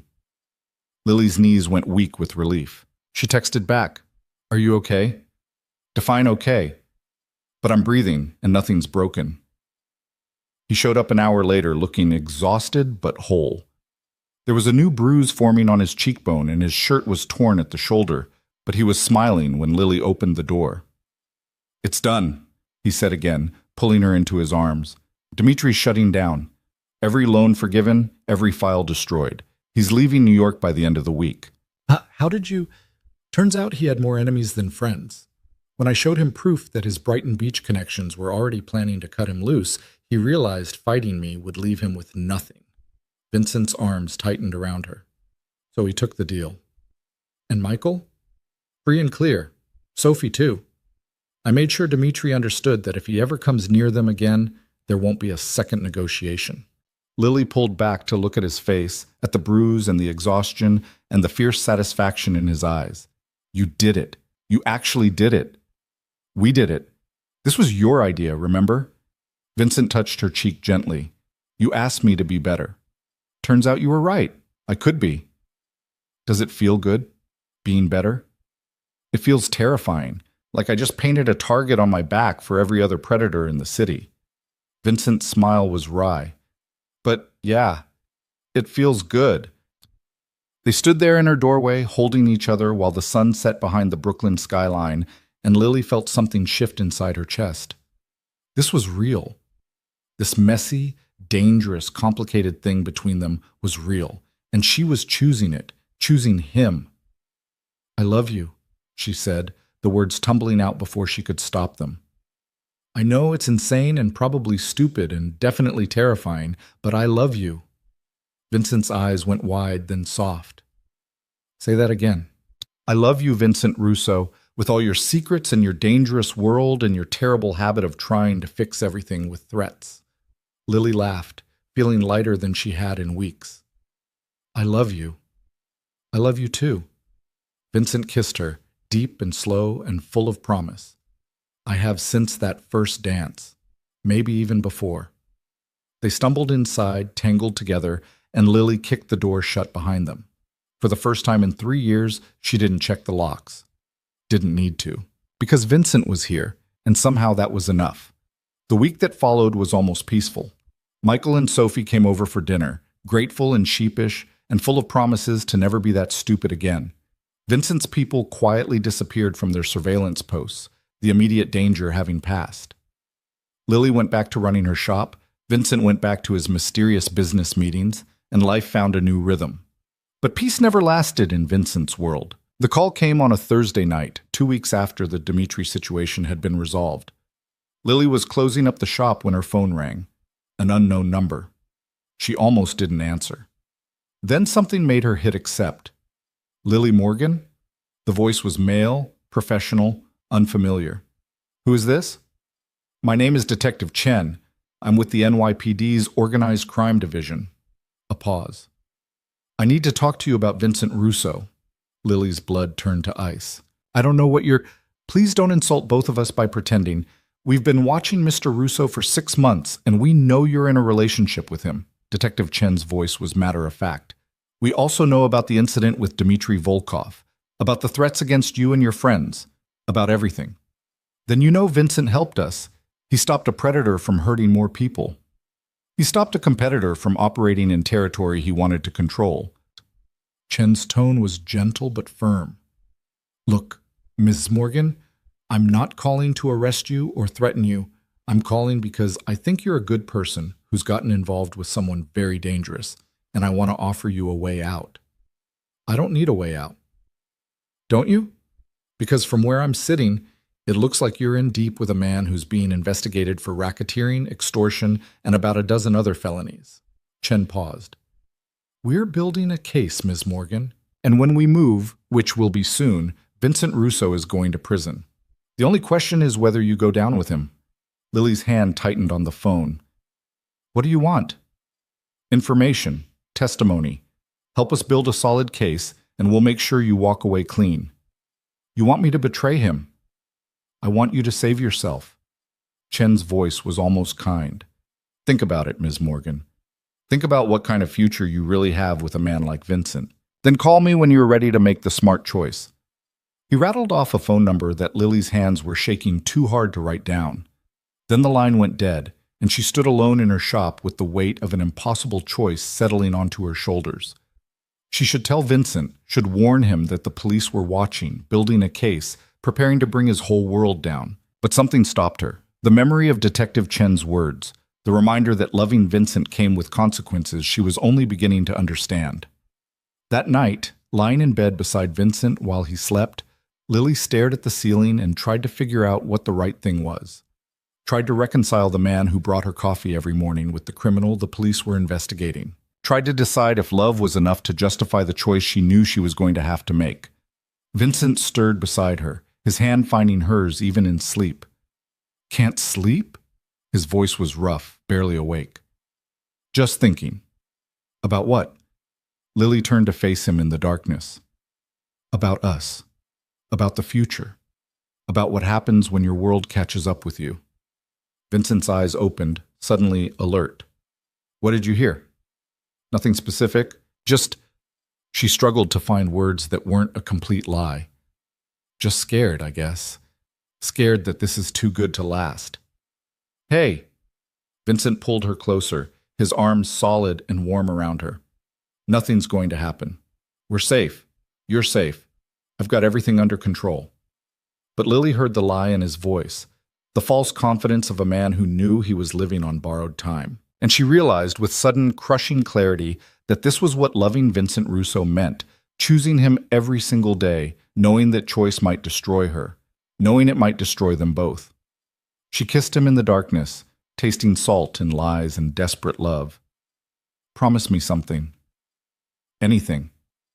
Promise me that whatever happens, you'll remember I loved you. Even if... Her voice cracked. Even if everything falls apart. Vincent's arms tightened. Nothing's falling apart. I won't let it. But they both knew he was lying, and Lily held on to him in the darkness, Detective Chen's phone number burning in her memory, and tried to figure out which kind of betrayal would hurt less, the one that would save her or the one that would save him. Outside, sirens wailed in the distance, and Lily didn't check the locks even once. Lily didn't sleep that night. She lay beside Vincent, listening to his breathing, feeling the weight of Detective Chen's offer pressing down on her chest like a physical thing. Every time she closed her eyes, she saw two versions of her future. One where she betrayed Vincent to save herself, and one where she stayed silent and watched everything burn. Neither option felt like winning. When dawn finally broke, Vincent stirred, kissed her shoulder, and left for a meeting without seeming to notice the exhaustion written across her face. The moment the door closed behind him, Lily grabbed her phone and stared at the call log, at that unknown number from last night. She could call Chen back, could agree to help build the case, could save herself from whatever was coming. It would be the smart choice, the safe choice, the choice any reasonable person would make. But Lily had stopped being reasonable the moment she danced with Vincent at that wedding. She deleted the call from her history and got ready for work. The next few days passed in a haze of forced normalcy.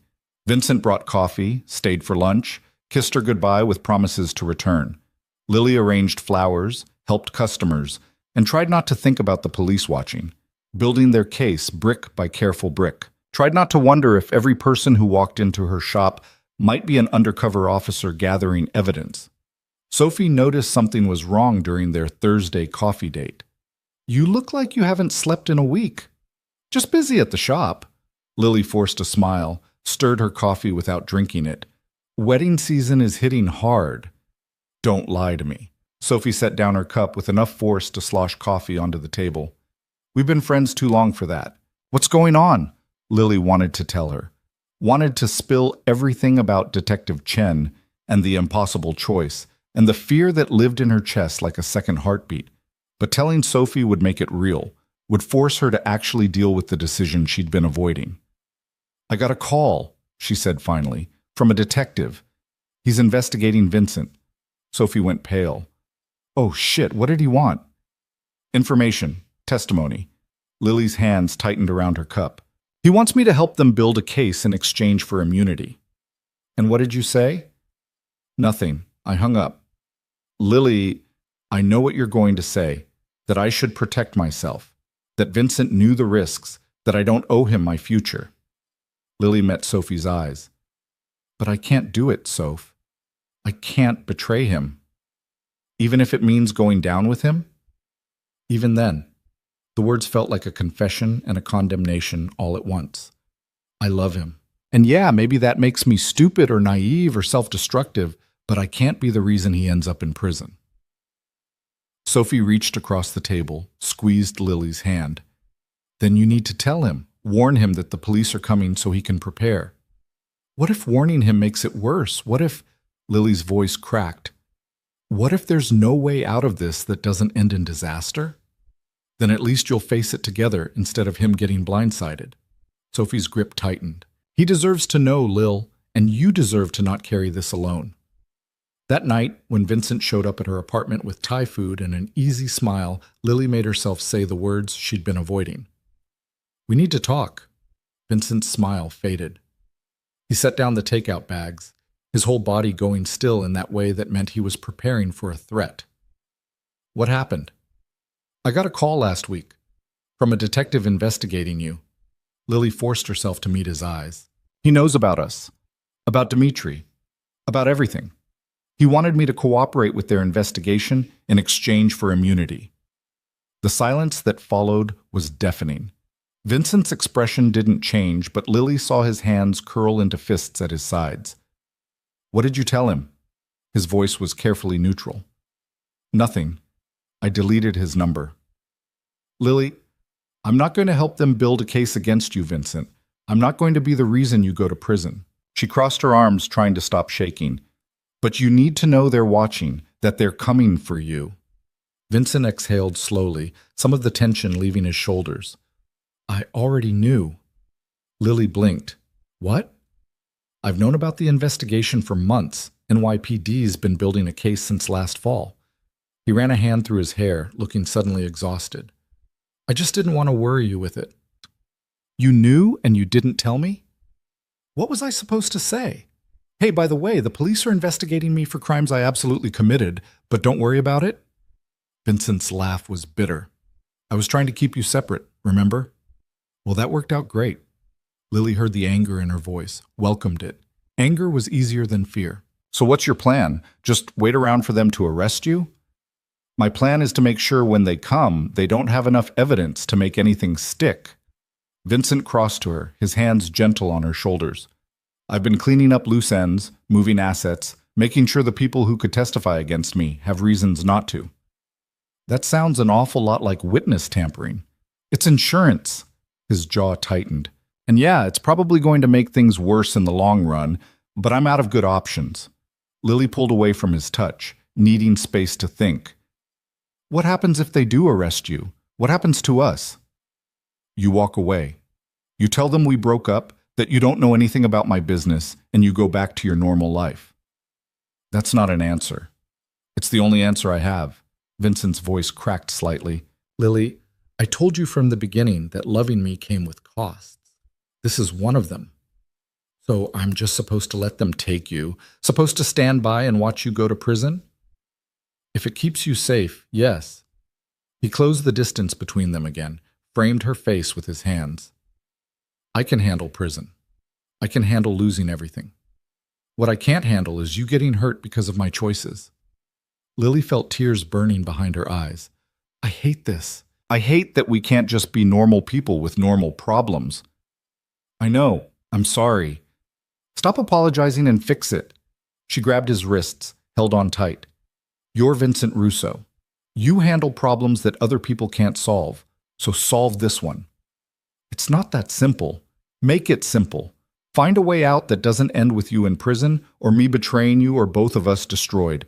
Lily's voice rose, desperation bleeding through. You said you loved me. Prove it by fighting for us instead of just accepting defeat. Vincent stared at her, something shifting in his expression. Then he pulled her close, buried his face in her hair, and held on like she was the only thing keeping him from falling apart. Okay, he whispered. Okay, I'll try. The trying took 2 weeks of tense planning and hushed phone calls.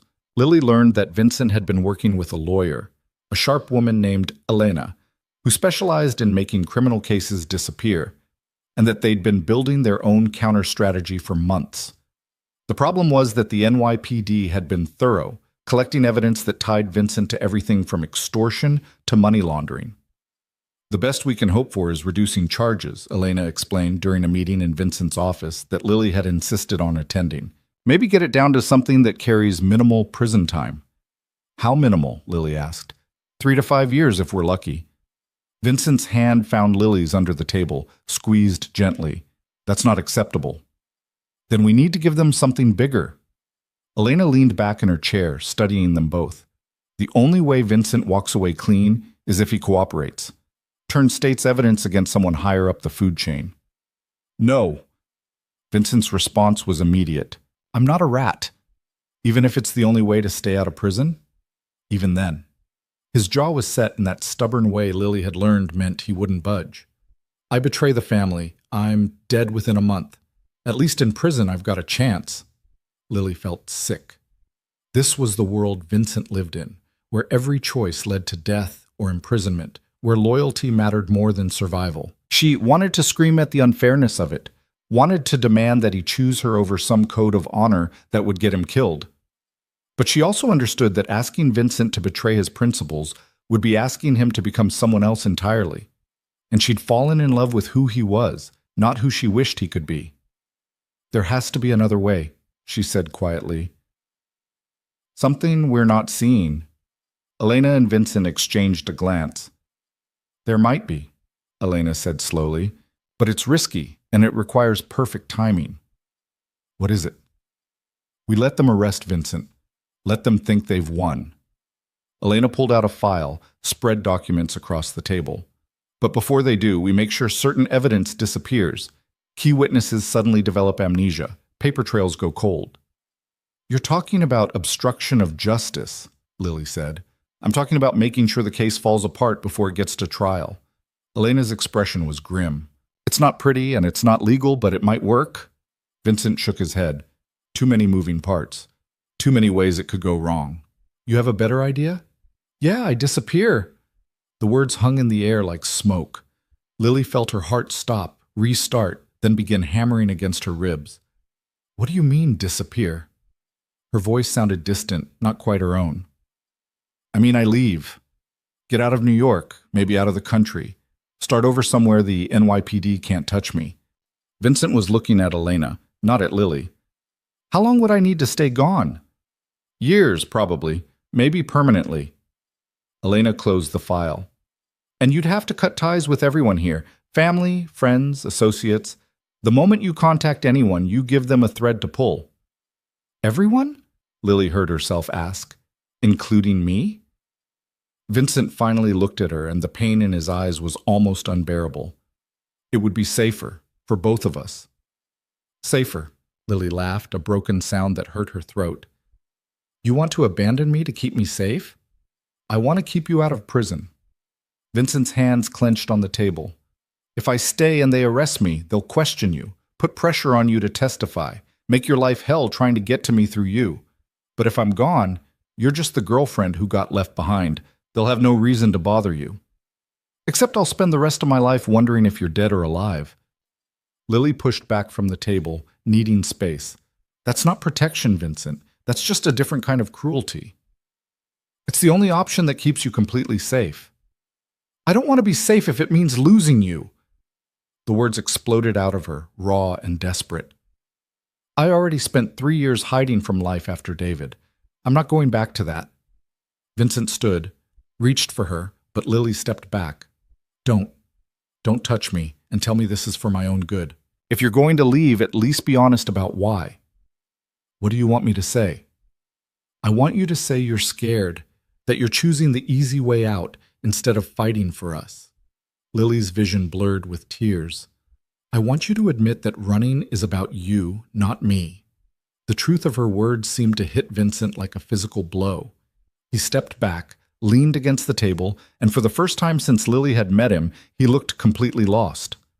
"You're right," he said quietly. "I'm terrified. Terrified that loving you will get you hurt. Terrified that I'll drag you down with me when everything falls apart. Terrified that I'm not strong enough to be what you need." His voice cracked. "Running would be easier, but you're right. It would also be the coward's way out." Lily crossed back to him, took his face in her hands. "Then don't run. Stay and fight. We'll figure this out together." "What if we can't? What if there's no way to win?" "Then we lose together." She kissed him, tasting salt and desperation. "But at least we lose honest." Elena cleared her throat. "I hate to interrupt, but we're running out of time. NYPD could move any day now. We need to make a decision." Vincent looked at Lily, a question in his eyes. She nodded, and he turned back to Elena. "Tell me more about making the case fall apart." They spent the next week executing a plan that lived in the gray space between legal and criminal.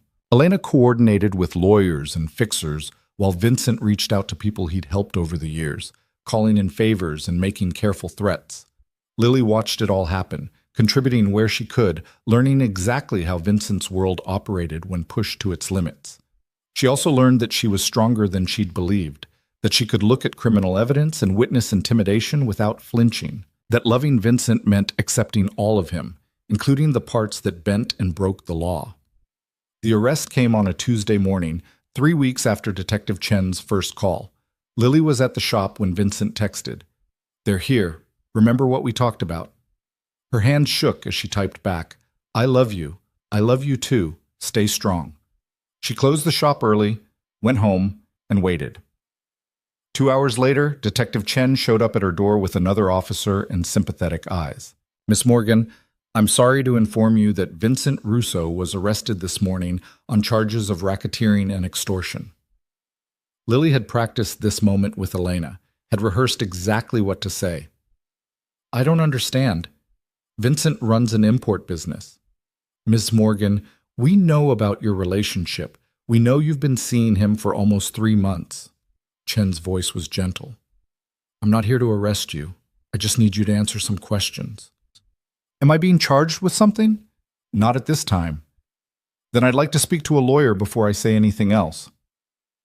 Lily kept her voice steady, channeled every bit of strength she'd built over 3 years of therapy and survival. "And I'd appreciate it if you'd leave my apartment now." Chen looked disappointed, but not surprised. "If you change your mind about cooperating, you have my number."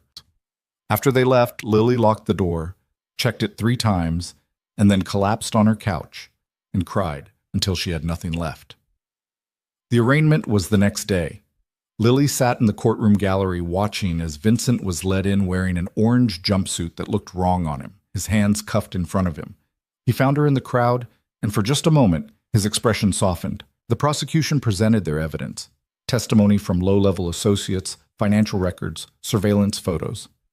It should have been damning, but Elena was a magician, poking holes in witness credibility, questioning chain of custody, making everything look circumstantial and weak. The judge set bail at $2 million. Vincent's family posted it within an hour. He came to Lily's apartment that night, free, but wearing an ankle monitor that tracked his every movement. They held each other in silence, both of them knowing that this was just the beginning of a long fight. "The trial's in 2 months, Vincent said eventually. "Elena thinks we've got a shot at getting most of the charges dropped. And the ones that stick? Probation, maybe. Community service." He pulled back to look at her. "I might actually walk away from this, Lily. We might actually win."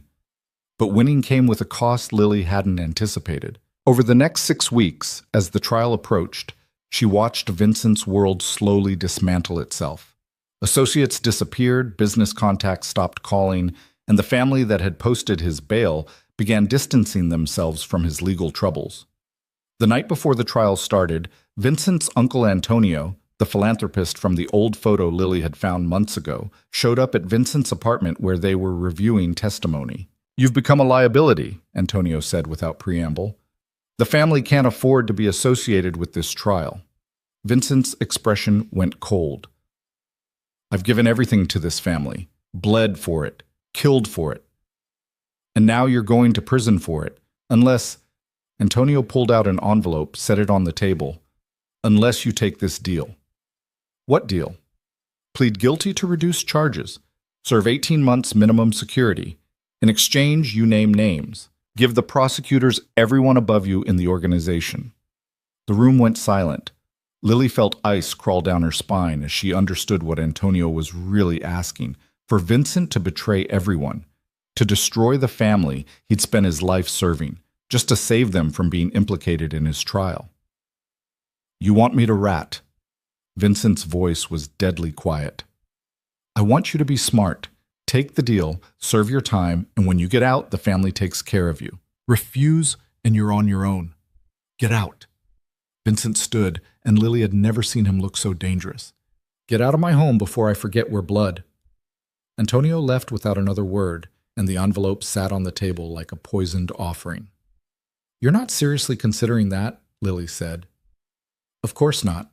Vincent picked up the envelope, tossed it in the trash. "But it's good to know where I stand with the family."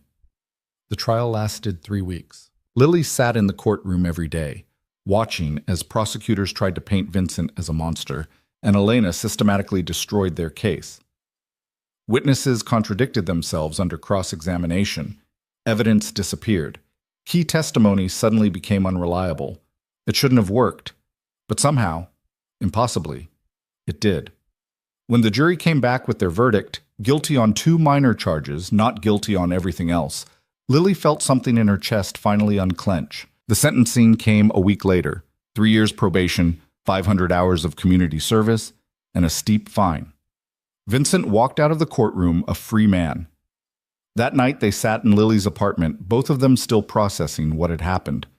"It's over," Vincent said, sounding like he didn't quite believe it. "We actually made it through." "Not completely over." Lily took his hand. "You're still on probation, still being watched. But I'm not in prison, and you're not—" His voice caught. "You didn't have to testify against me, didn't have to choose between your safety and your conscience." "I chose you." Lily leaned against his shoulder. "I'll always choose you." They sat in comfortable silence for a while, and then Vincent spoke again. "The family's done with me. After I refused Antonio's deal, they cut me off completely. I'm out." "What does that mean for you?" "It means I need to find a new life. Figure out who Vincent Russo is when he's not running logistics for a criminal organization." He turned to look at her. "Think there's room in that life for a florist from Brooklyn?" Lily smiled, real and genuine for the first time in weeks. "I think we could make room." Over the next year, Vincent rebuilt himself piece by careful piece. He used the money he'd saved, the clean money, he insisted, to start a legitimate consulting business helping small companies with supply chain logistics. He completed his community service hours working at a youth center in Queens, teaching kids about making better choices than he had. And he stayed with Lily, showing up every morning with coffee, helping in the shop when she needed extra hands, building something real and honest between them. It wasn't perfect. Vincent still had nightmares about prison, still checked over his shoulder, more than necessary. Lily still had moments where the fear crept back in, where she checked the locks 4 times instead of 3. They argued about his habit of fixing her problems without asking, about her tendency to shut down when things got hard. But they were learning, growing, becoming people who could exist both separately and together. Sophie and Michael remained cautious but supportive. Vincent made sure Michael understood in very clear terms that there would be no more gambling, no more stupid loans, no more putting Sophie at risk. Michael agreed, got himself into therapy, and started the slow work of rebuilding trust. The real test came 18 months after the trial, when Vincent's probation officer showed up for a surprise home visit and found Lily there, cooking dinner in Vincent's kitchen. "Didn't know you had a girlfriend," the officer said, making notes. "Didn't think it was relevant to my probation," Vincent replied evenly.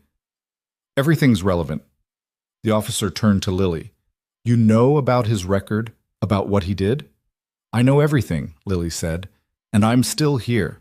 The officer studied them both for a long moment. "You're either very brave or very stupid." "Probably both," Lily admitted, "but I'm happy." After the officer left, Vincent pulled Lily into his arms. "You didn't have to defend me." "Yes, I did. Because you're mine, and I don't let people talk down about what's mine." Vincent laughed, and Lily felt the sound rumble through his chest. "When did you get so fierce?" "I learned from the best." 2 years after the trial, Vincent's probation ended. He'd completed every requirement, stayed clean, built a legitimate business that was actually turning a profit. The ankle monitor came off, and for the first time in years, he was truly free. That night, he took Lily to the same Italian restaurant where he'd first told her he loved her. Rosa's grandmother was still making carbonara, and the corner table was waiting for them. "I have something to ask you," Vincent said after their food arrived. "And you can say no. In fact, you probably should say no, because this is insane and we've only been together for 2.5 years and—" "Vincent," Lily reached across the table, took his hand. "Ask." He pulled out a small box, opened it to reveal a simple gold band with a single diamond. "I know I'm not perfect. I know my past is always going to follow me around, and I know loving me is harder than it should be. But you make me want to be better. You make me believe I can be better." His voice shook slightly. "Will you marry me?" Lily looked at the ring, at Vincent's uncertain expression, at the future they were building together from broken pieces and hard-won trust. She thought about everything they'd survived, the threats, the trial, the fear and the love and the terrible, beautiful choice to stay. "Yes," she said, and watched Vincent's whole face transform with joy. "Yes, I'll marry you." They were married 6 months later in a small ceremony at Sophie and Michael's apartment, with just their closest friends as witnesses. No big reception, no elaborate flowers, just 2 people promising to choose each other every day for the rest of their lives. Lily wore a simple cream dress and carried a bouquet of the same roses that had been at Sophie's wedding, the ones that had started everything. Vincent wore a suit without his usual edge of danger, looking almost peaceful as he said his vows.